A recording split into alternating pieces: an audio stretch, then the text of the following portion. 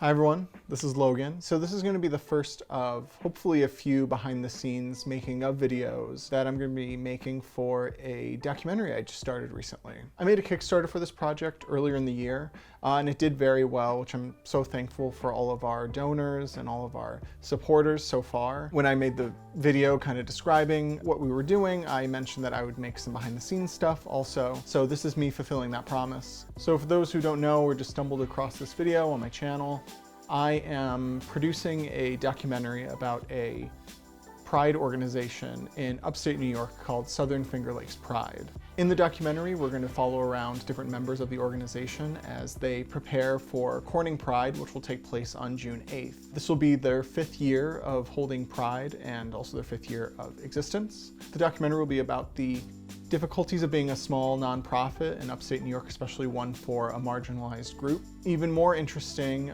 being in a very conservative part of a state that holds the largest Pride event in the world. The documentary will also showcase other ways the organization creates safe spaces for members of the LGBTQIA+ community, as well as creates opportunities for education for the greater community when it comes to these issues. For a few days in April, I followed around Hannah, the co-founder of Southern Finger Lakes Pride, Megan, the Pride Festival coordinator, and also Mark, who was working with Megan on an after-party post-flag-raising ceremony the night before Pride, and is also preparing a dance number that will take place during the Pride event the next day.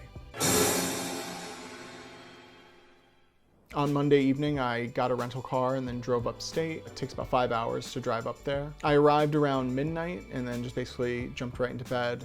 The next day, I woke up bright and early and headed right up to, funny enough, my old alma mater, Corning Community College, to meet up with Hannah where she teaches. I started off kind of driving around the campus and getting a couple shots of B-roll. Definitely not enough yet, so I know one of the things I'll need to do is go right back up to the college and film some more. There's a big Corning Community College sign right outside their front entryway, which is something I feel like I need to get just to be a good filmmaker, We then spent some time in Hannah's office for an interview where I got to ask her some questions about her background and in the beginnings of Southern Finger Lakes Pride, and then got to film her having an online discussion with employees of Corning Inc. about the organization. After that, her and I went to her classroom and I got to film her teaching one of her courses. What she was teaching in that class that day, I feel like thematically actually threaded in very well. So it was very generous of her to allow me to be in there and film with her, and I think it'll be very helpful in the edit to tell the story.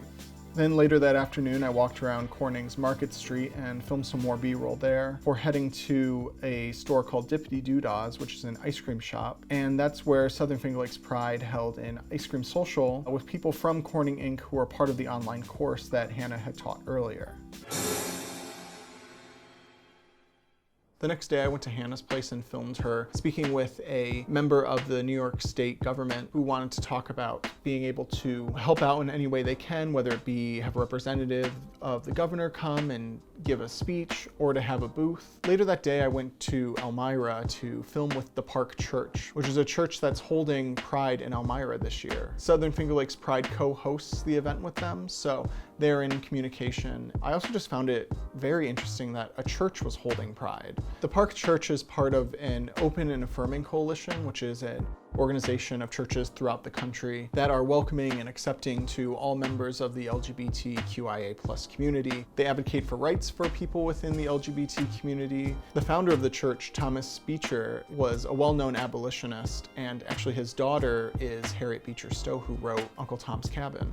So, pretty fascinating. One of the members of the church's board, Jenny, took me around the church, gave me a lot of historical context about the church. After that, we got to sit down and have a quick interview, just kind of discussing the church's core values, why they would hold a Pride event, and what kind of events they're looking forward to having at Elmira Pride, which will be on June 1st.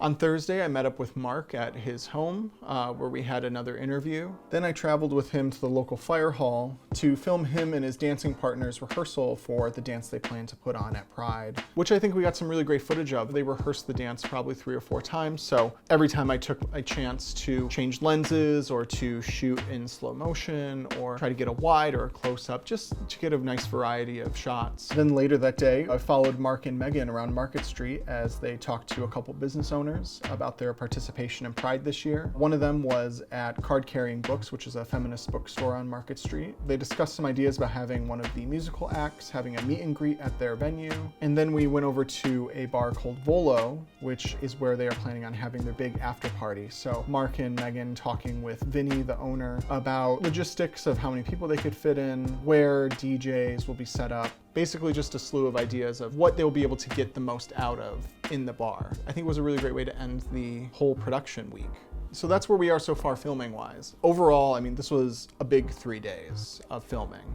I think I got roughly 10 hours worth of footage, maybe a little bit less, but that's including all the B-roll, filming entire events where, you know, we probably won't use the whole hour. You know, we're probably going to use more like, you know, 1 to 2 minutes. A lot of what I shot was very introductory. It was a way to kind of get everyone used to the camera being around, get used to the kind of questions I'll be asking. And one of the most important things, obviously, in the next few weeks is really combing through all the footage and kind of picking out what I want to dive into more when I see them again.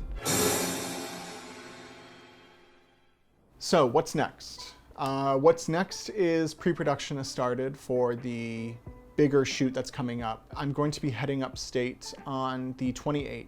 And from what I've gathered so far in emails that we've already started communicating with, most likely we're going to get in the afternoon on the 28th and start filming as soon as possible. We already possibly have something lined up for the first day, like at the moment we arrive. So there'll probably be some gear prep in the car as we're driving up to get everything ready, which is cool. I mean, it's good to already have things kind of planned. The Pride event's schedule is not fully formed yet, but I do have a rough outline of everything. And then I guess when it comes down to who's going to be up on stage when, who's going to be talking at certain points when, that will be helpful for us to strategize where we want to be when do we want to be focusing on vendors, when do we want to focus on talking to other people, getting their impressions of Pride, when do we want to be following around like Hannah or Megan to see what they're up to, and when do we want to be focusing on a performance, a drag show, or a talk. That's kind of the more overwhelming aspect of everything. How do I make sure that everything is going to be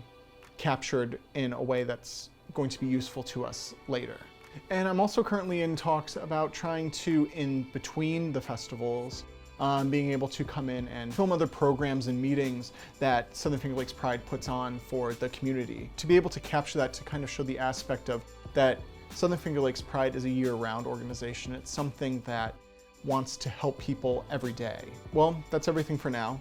If you have any questions or any comments or anything, feel free to leave them below. Feel free to follow me on my social medias. I'm going to be posting more stories and different posts about filming when we're up there, so you'll be able to keep more up to date through that. I'm really looking forward to continuing this project and for filming to be coming up in the next few weeks.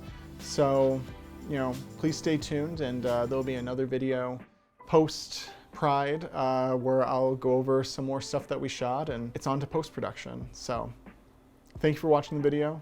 Hope you all have a very nice day. Take care.